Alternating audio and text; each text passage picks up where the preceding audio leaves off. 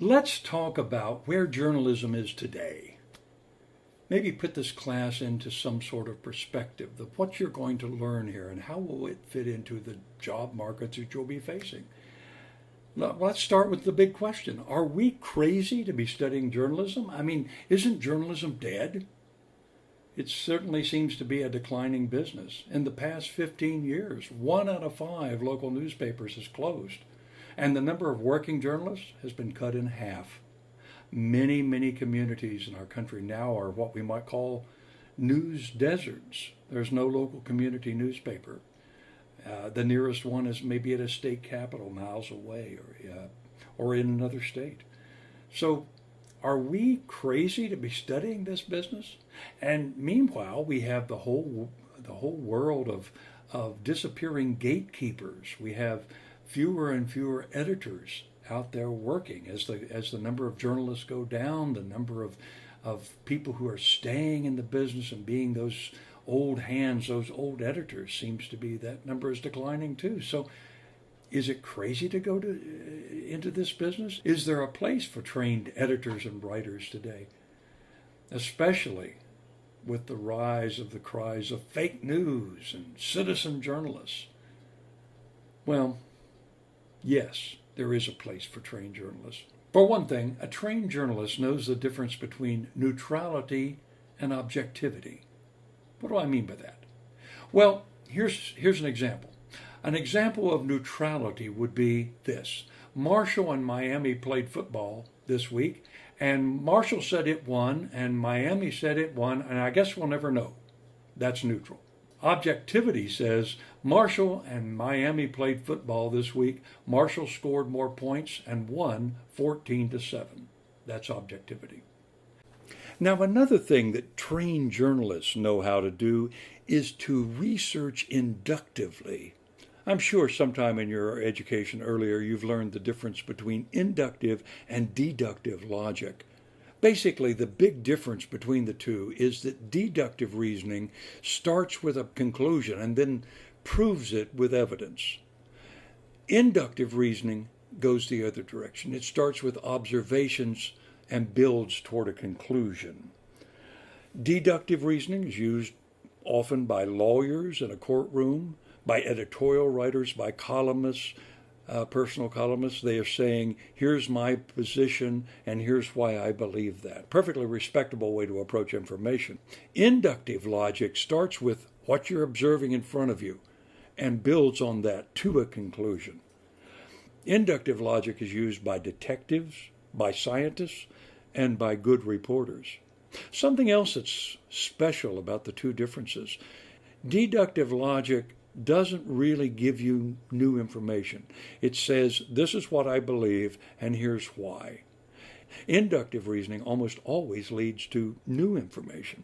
I have a really good example of how good journalists use inductive reasoning.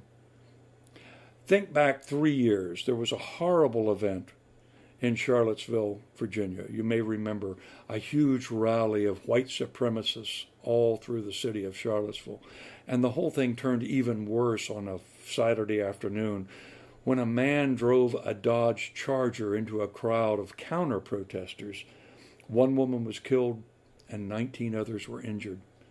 500 miles away in Toledo, Ohio, it was a quiet afternoon in the newsroom, and a copy editor by the name of Tommy Gallagher was working on the photo desk. He was going through pictures that were coming in from the wire services from that protest and from the event with the car. And he noticed something, that the car that was driving into the crowd had Ohio license plates. By blowing up the image on his computer, Gallagher discovered a registration tag that bore the number 48. He knew that registration number 48 meant that the car was registered in Lucas County, which is where his town, Toledo, was. Now, Gallagher didn't jump to a conclusion. He didn't assume that this driver was from Toledo, but what he knew inductively was certainly that car had been registered in Toledo. That was enough information to call his editors. People came in from all over. As I say, it was a sleepy Saturday.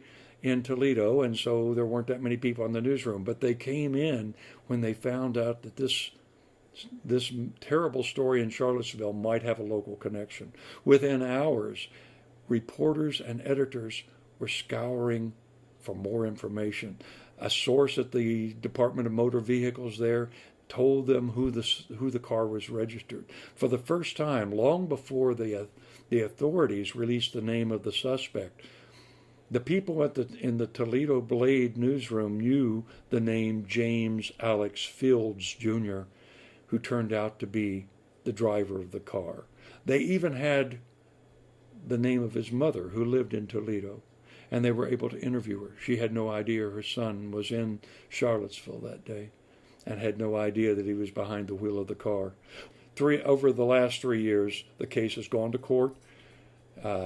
James Fields has pleaded guilty. He is sentenced to more than 400 years in prison, and he's serving in West Virginia in a federal prison near Morgantown. All of that is a great example of how to use inductive reasoning. Gallagher saw the car had Ohio license plates. He blew up the picture and found the number 48. That brought a new piece of information, that the car was from Lucas County. Registration led to a name, James Fields. That name led to them to search telephone directories. They found James Fields. They found his mother. They went to interview her. All of this work led to new information, and it was all because one editor was smart enough to look closely. Okay, so we know where I come down on the "are we crazy" question. Are we crazy to study journalism? No. I think what we have to learn here is valuable, and I do believe it's ultimately marketable, although I've got to be honest with you, I don't know how it's marketable. I mean, we have declining news organizations all over the country. Anyone can see it.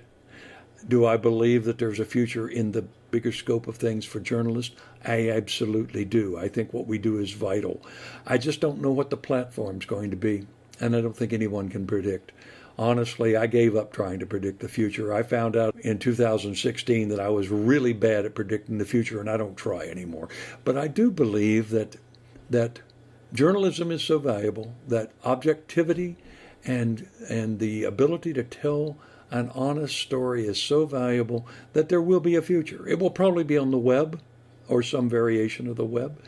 Who knows how you're going to get paid for it? I really don't know. But I believe it will. I believe that smart, enterprising people will figure out how to use the web for a good, solid, edited product that people will pay for.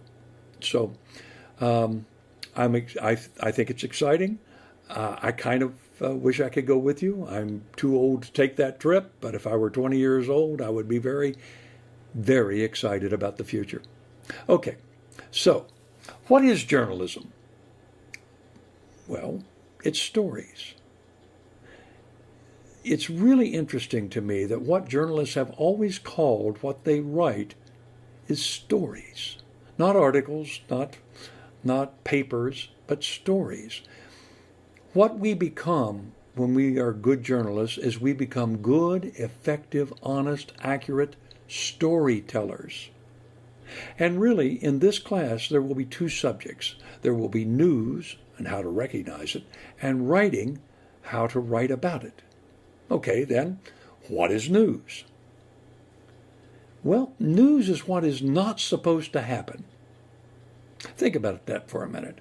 News is not the ordinary. News is the unordinary.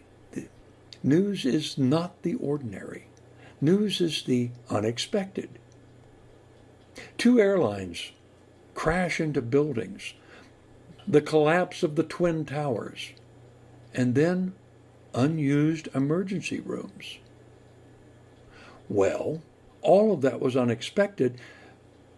We didn't expect the airlines to run into the Twin Towers. We didn't expect the Twin Towers to collapse, and most of the people in that on September 11, 2001 died. There were very little use for emergency rooms. All of that's news. Another one. A general exchanges steamy emails with a woman who is not his wife, calling into question many things, his judgment for one. That's news. A military contractor charging $600 for a toilet seat. That's news. That's the unexpected.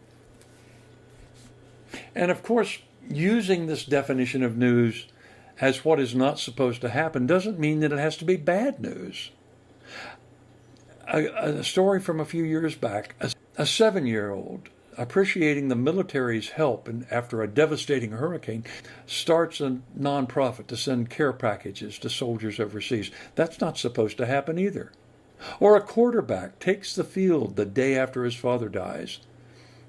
The man who coached him in his youth and throws for nearly 400 yards, completing 4 touchdown passes. That's not supposed to happen either.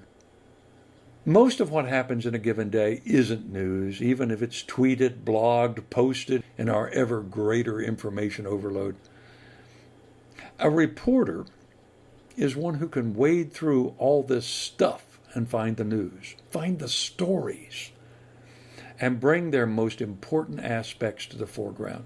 A journalist is geared toward finding things that are out of place, things that don't fit with the expectations or the normal course of life.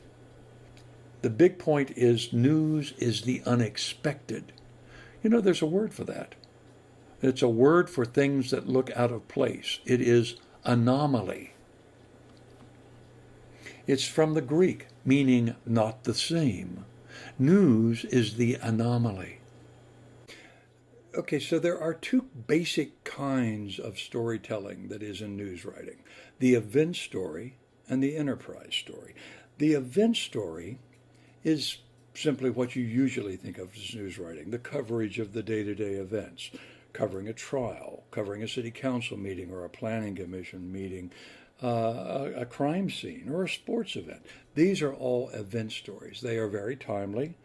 They are key to something that has just happened, usually within the last 24 to 48 hours. The other kind of story is the enterprise story. This is a story not keyed to a specific event. It's actually, just as the word says, the reporter, the journalist, is enterprising this story, has looked at a situation, perhaps the situation of drug sales in a community, or the way that housing patterns have changed in a state or a community, or the way a pattern of shopping has gone on in a certain area of town.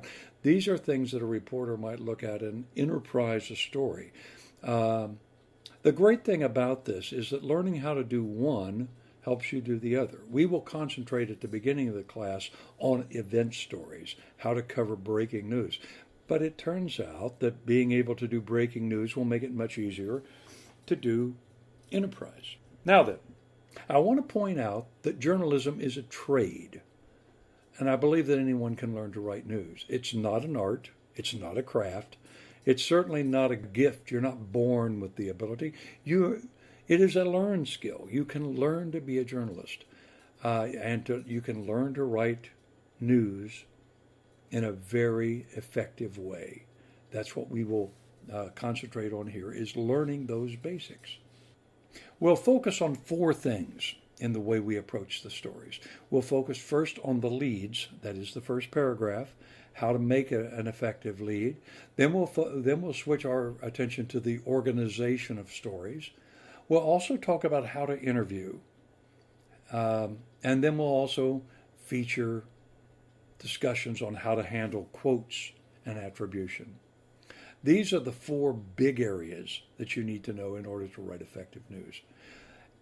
As I'll say at the time, honestly, writing an effective lead is perhaps 60% of the story, not only because that is the first paragraph that your reader sees, but it also allows you to focus your mind on how to approach the story. It will lead to the story organization. It will lead to the quotes that you use and how you handle them. So the lead will be extraordinarily important, and we will focus on that quite a lot.